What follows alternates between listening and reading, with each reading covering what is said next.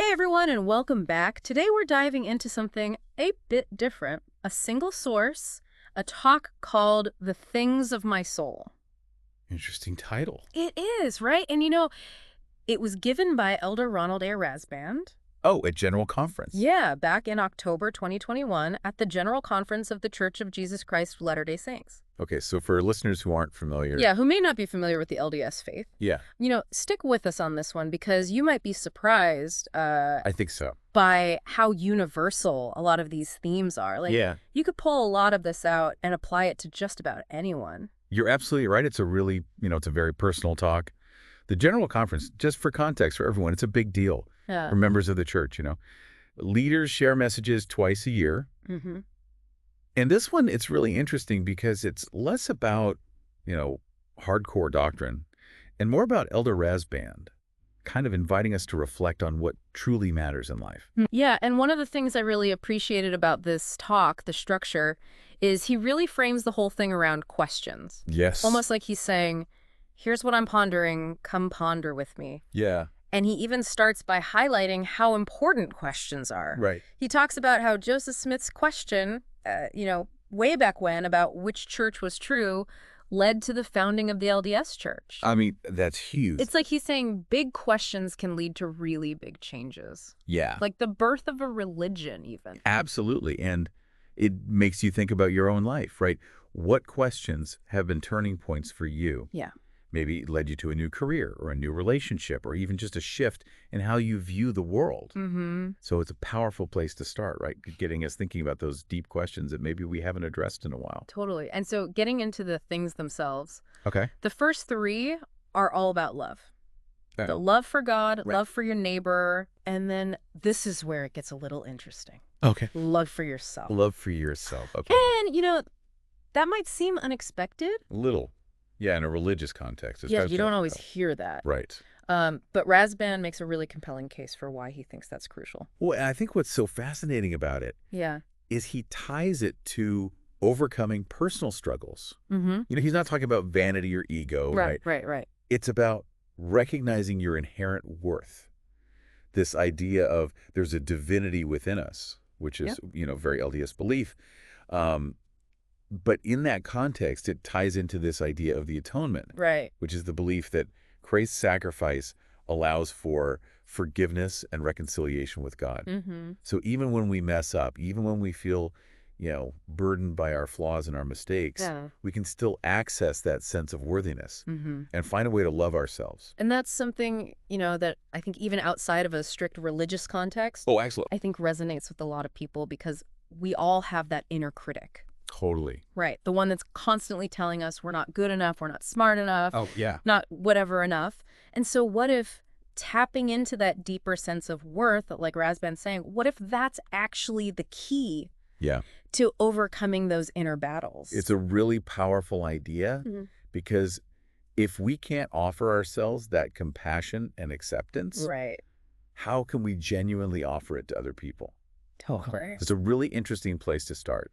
And it makes you think like, okay, what does self-love even mean Right. to me? Yeah. Like, how do you separate that How do you separate it from pride? from pride or being self-centered? Yeah, from ego, all of that. Yeah, that's a great question. Yeah. And one that, I think we all need to ponder. But before we get too introspective, Okay. let's move on to the next things on Rasband's list. All right. So he talks about keeping the commandments Okay. and being worthy to attend the temple. Mhm. And now, for those who aren't familiar with LDS practices, being temple worthy basically means... It's striving to live in alignment with certain principles. Oh, yeah. And you receive a recommendation from church leaders to enter the temple, which is considered a very sacred space. Yeah, and it's interesting how he frames these things not just as rules to follow, Right. but as practices that can help you connect more deeply with your faith. It's about the why behind the what. Yeah. Like, if you believe in something deeply, wouldn't you want to engage in things that reinforce that belief Totally. and bring you closer to it? Yeah. Okay, so moving on, Rasband spends a good portion of the talk discussing joy. Okay. And not just happiness, but joy. He makes a clear distinction between the two. Right. There's the difference. He says happiness is fleeting. It's based on external circumstances. Mm. Joy, on the other hand, is deeper. It's more enduring. Yeah, And it's tied to your faith. It's tied to that connection to something bigger than yourself. that makes sense. He even quotes President Russell M. Nelson, who's the current leader of the LDS Church. Okay.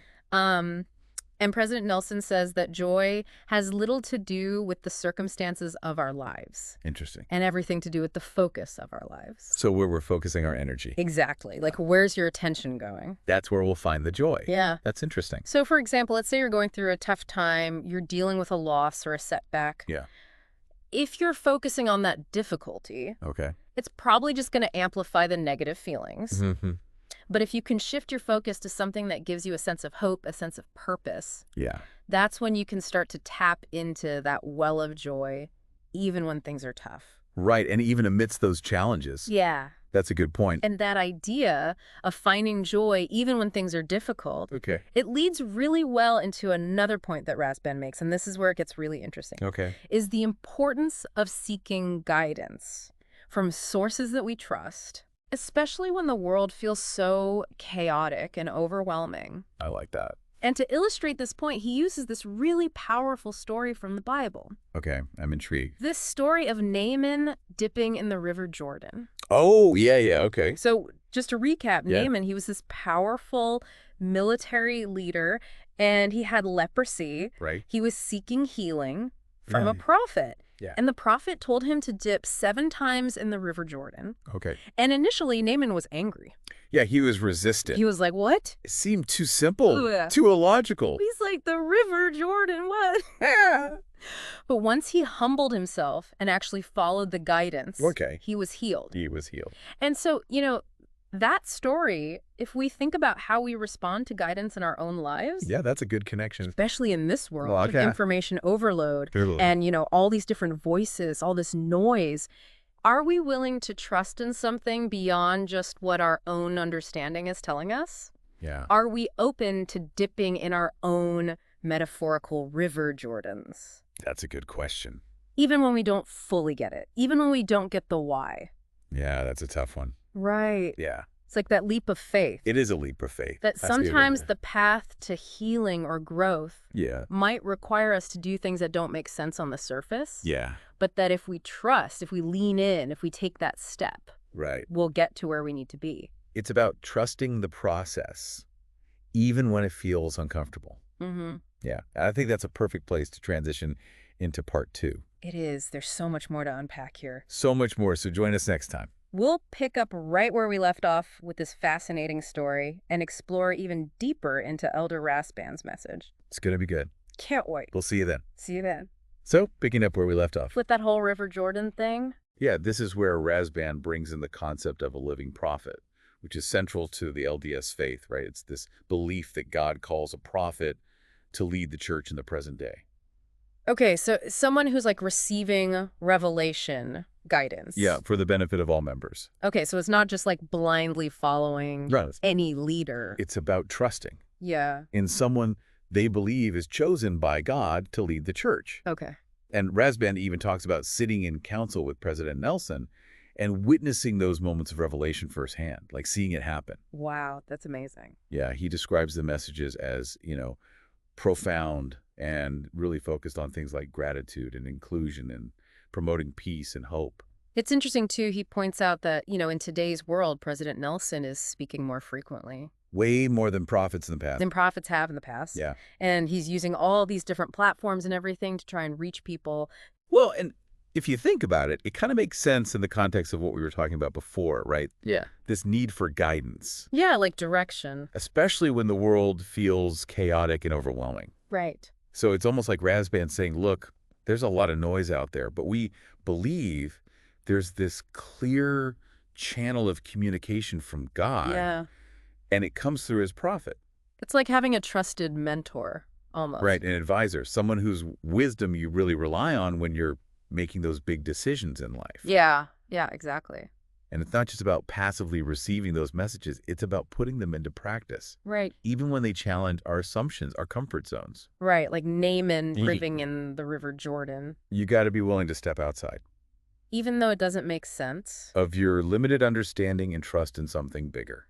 Yeah, yeah. And I think that leads perfectly into this is where Rasband takes things in a really interesting direction. I love this part. He gives us 7 things of his soul, and then he kind of turns it outward. He does. And he says, all right, what are your 8, 9, and 10? It's brilliant. It's such a good... It is, because he's not just telling you what to believe, he's inviting you to engage in that same process of self-discovery. He's saying, these are the things that matter most to me. Yeah. What matters most to you? Figure it out. Yeah. Like, what are those things Yeah. that are at the core of your being? It's such a great call to self-reflection. Absolutely. And not just reflection, but action. Yeah. Because he encourages us to share those things. Share them. Yeah, with others, to spark conversations, to invite other people into this journey of exploring what truly matters. So, reflecting on this whole idea of unearthing those things, what would you say are some of the key takeaways? Well, I think, firstly, we need to be asking ourselves those big questions, the ones that challenge us, the ones that help us grow. Right. And then secondly, I think it's really about the multifaceted nature of love. Right. Like, not just romantic love, not just family. It's about loving God, loving our neighbor, and, as Rasband emphasizes, loving ourselves. In a way that recognizes. Our worth, our inherent worth. Yeah. And thirdly, I think it's not just about believing, it's about doing, right? Engaging in practices that connect us to something bigger, whether that's, spiritual practices or acts of service. Yeah, creative pursuits, whatever. Yeah, whatever resonates with you. Yeah. And then finally, there's this pursuit of lasting joy, not just that fleeting happiness, but that deep, abiding joy. The kind that comes from aligning your life with your values. Exactly, aligning it with your beliefs, finding that purpose, that sense of meaning. But beyond those general principles, he's really challenging us to define your own unique things of the soul, yeah. The things that are really, truly give our lives meaning and purpose. And this is where it gets exciting because it's a deeply personal journey. Yeah. What resonates with one person might not resonate with another, and that's okay. Right. Yeah. The beauty is in that diversity of individual experience. I love that. Yeah. So I guess just to kind of wrap up this part, what would your list look like? Oh, man. That's a big question. I know, right? Yeah. What are the things that are so precious to you, so core to your being, that you would consider them the things of your soul? I think that's something we all need to sit with for a minute. Yeah. Jot down some thoughts. Really delve into what makes you... Because those things, like Rasband said... They're not just about personal fulfillment. Right. They're about how we engage with the world around us. Which leads to the next point, and this is a thought-provoking one. Okay. Rasband mentions that the things of his soul are as precious to him as yours are to you. Interesting. So what makes your things so precious? Oh. And how will you share them with the world? That's powerful. It's like he's encouraging us to think of our things as treasures. Not to be hidden away. Yeah. But to be shared with the world. It reminds me of that saying, your playing small does not serve the world. Oh, yeah, that's a good one. Like each of us has something unique to offer, Absolutely. that can enrich other people's lives. And they can make the world a better place. It's up to us to figure out what those treasures are. Polish them up a little bit. Yeah. And then be generous. And share them.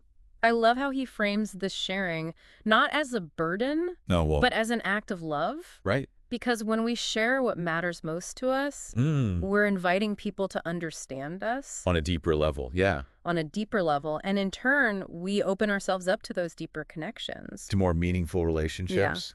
Yeah. And to a sense of purpose that goes beyond the superficial. Think about the ripple effect, It's huge. If we all took the time to figure out our things and then shared them, what kind of world could we create? A world that embraces authenticity, I think. Yeah, a world that sees vulnerability as a strength. And encourages us to connect with each other. On that deeper level. In a genuine way. It's a beautiful vision. It is, and I think it's possible. Yeah, if we're willing to do the work. Do the inner work. It starts with those questions. Asking those important questions, like what really matters to me? Yeah, what do I truly believe in? What brings me joy? And then putting those answers into action. Yeah. How am I living out my things in my daily life? How am I sharing them? With the people around me. Yeah, am I making the world a little bit better? Because at the end of the day, it's not just about what we believe. It's about how we live. Yeah, it's about turning those inner convictions into outward expressions of love and service and compassion. Well said.